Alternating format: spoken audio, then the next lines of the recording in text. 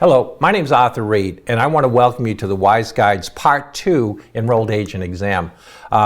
If you've been with us for Part 1, then you know what our scope and content typically is, the way we deliver the courses.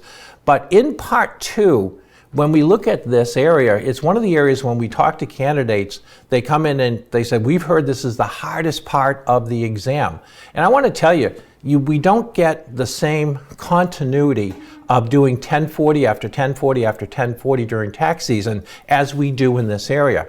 When we start looking at business entities and some of the rules that deal with it, you start saying, gee, I haven't done a partnership return since last year. I haven't done a trust return since last year.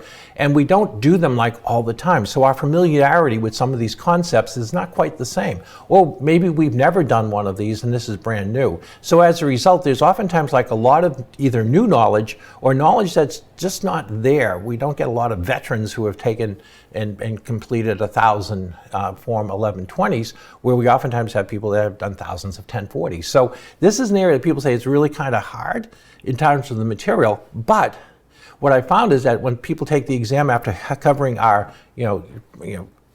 hours of material in this area, they go, the exam was pretty easy. And that's what I want it to be. I want it to be the point where you as a practitioner, you as a tax professional, have been exposed to the things that they ask us to expose you to, but then walk into the test and say, I know these things. And some of the things that we're going to cover are not going to be things that you will necessarily see on the exam, because I don't know what you're going to see on the exam, but someday in practice, something's going to show up and it's going to say something along the lines of like, I want to buy back some of my stock in my corporation. I'm the sole shareholder, and that way I can get capital gains on it. It's like, you actually can't, because you're still 100% owner of the company before and after the redemption. And you're going to say, where did that come from? And it came from this course as we looked at redemptions. And it's like, it's something that doesn't come up all the time, but when it does come up, you'll be ready for it in practice as well. So I'm sort of getting you ready for that component as well. Let me tell you about the major topics that we're going to see within this grouping.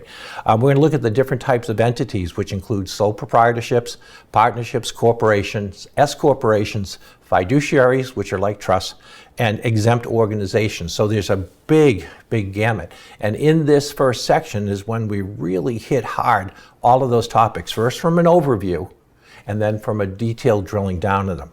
We're going to be looking at the various accounting methods that are used within these different types of entities. And we're also going to be looking at various types of incomes and expenses, including depreciation. So we'll get a better understanding of what it is behind the scenes that finally go into those numbers that you actually put on the tax return. We also look at property transactions. This is actually a pretty involved area in practice. The questions that I have looked at and the questions that we're looking through in this area, sometimes like, wow, that's a good technical question there in terms of depreciation recapture or what type of an asset it is. So we got some cool stuff there.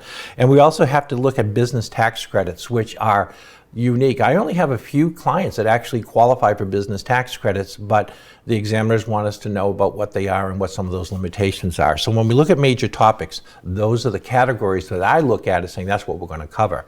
The examiners put them out in terms of 3 different categories: business entities, business financial information, specialized returns, and taxpayers. And to the left of those represent the number of questions that they expect you to see, and that adds up to 85, because you'll be tested on 85. You'll be tested on 100 questions, of which 85 will count to your final score. And so those 85 that they have will be 28 in the first area that we look at, business entities, 39 in business financial information, and 18 in the specialized returns and taxpayers. I just want to take a minute and talk to you a little bit about what we're going to see in each one of them, and then we'll get right into the material. From the business entities and consideration, from the business entities area, we look at what are the different types of entities, which include partnerships, corporations in general, and forming a corporation, and S corporations. So basically, we're going to be looking at those components of those within this group. Now, you'll notice that some of those that I talked about on the previous slide aren't in that list, like fiduciaries and trusts. Those are handled later on, and not-for-profits. Those are handled a little bit later on.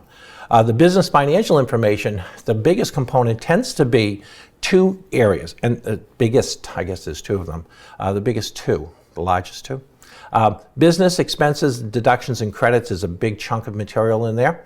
And business assets, which basically are depreciating your property that you acquire, and the disposing of it. Those are like the two heavy hitters. The analysis of financial records and advising the business taxpayers, kind of a fun area.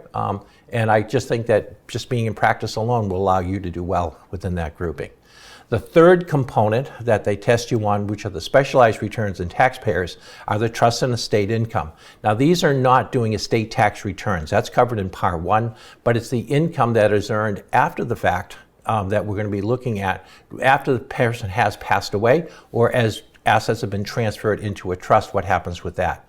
We'll look at exempt organization, we'll look at retirement plans, which have a lot of crazy rules in there, and we'll wrap up with farmers. I think it's kind of a fun topic to look at because I have a couple farms and I just like knowing the tax laws as it pertains to farms. And I think you will too. I'll try to make that fun, that area fun, and also make it logical in terms of some of the terms you hear today.